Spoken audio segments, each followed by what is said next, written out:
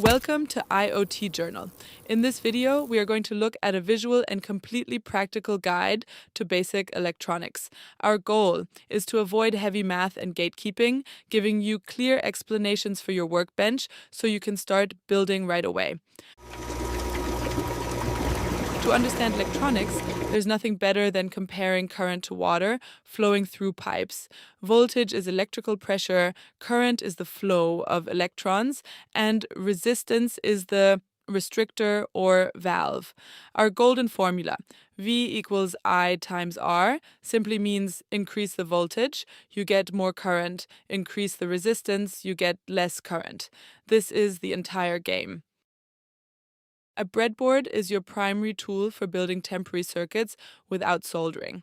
At the top and bottom, you have power rails running horizontally, labeled with red and blue stripes for distributing power and ground. In the center, you'll find terminal strips, vertical columns of 5 interconnected holes where components are plugged in. These are physically separated by a center divider, also known as the ravine. A multimeter is your eyes and ears on the workbench. Whenever you want to know if there's power, set it to the DC voltage setting and place your probes in parallel. If you want to know how much power the circuit is consuming, switch to the current setting and use probes in series. To check if 2 points are physically connected, use the continuity setting and listen for the beep. Remember, never measure current in parallel or you will instantly blow the internal fuse, and it happens to everyone.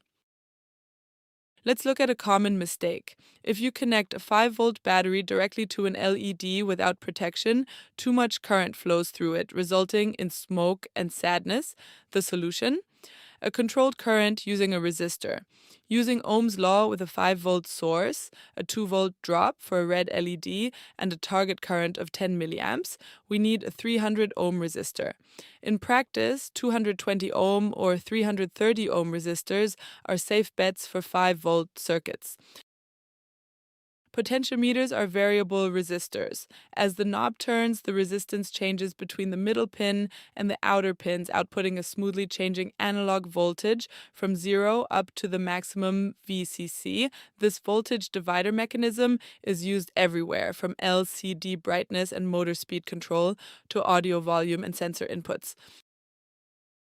Capacitors act as tiny rechargeable batteries that smooth out noisy power supplies and prevent microcontrollers from resetting during voltage drops.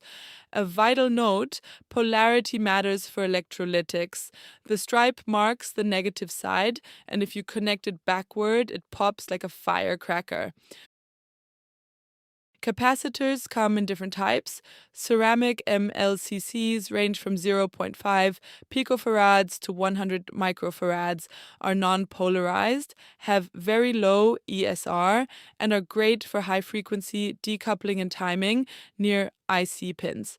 Aluminum electrolytic capacitors offer higher capacities from 1 to 100,000 microfarads, are polarized, have higher ESR, and work well for bulk power supply smoothing.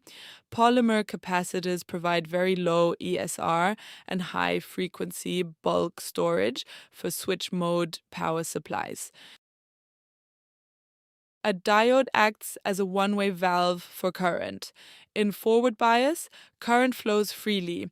In reverse bias, it is blocked. A crucial application is the flyback diode. When inductive loads like motors or relays turn off, their magnetic fields collapse, shooting a massive high-voltage spike backward. The flyback diode gives this dangerous energy a safe loop to circulate and die out, protecting your microcontroller. Transistors act as electronic switches.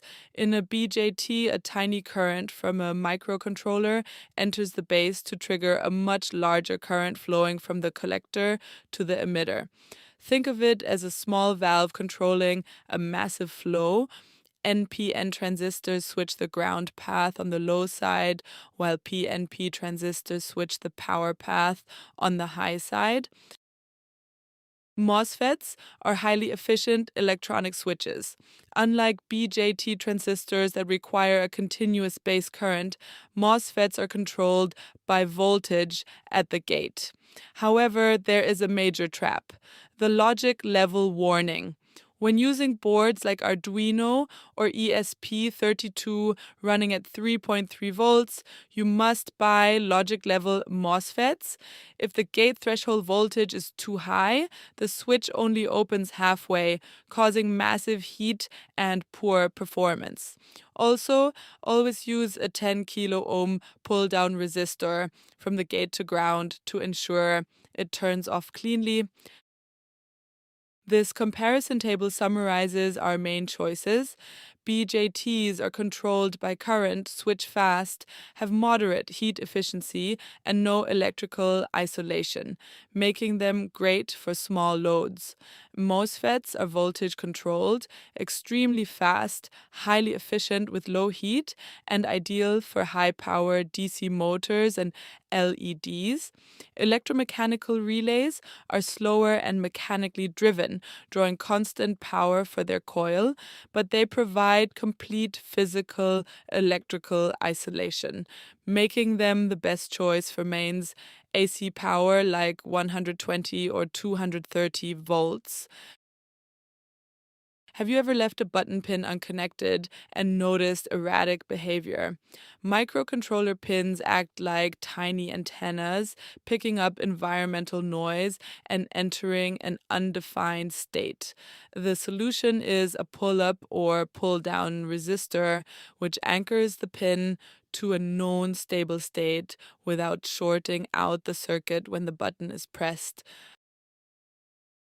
Finally, let's look closer at relays. Your microcontroller only powers the low voltage electromagnetic coil, which physically pulls a lever to close a totally separate high voltage circuit. That dashed line represents true electrical isolation, protecting your sensitive logic board from dangerous high voltages. Relays are safe for switching wall power, though they are mechanical, slower, and make a distinct clicking sound.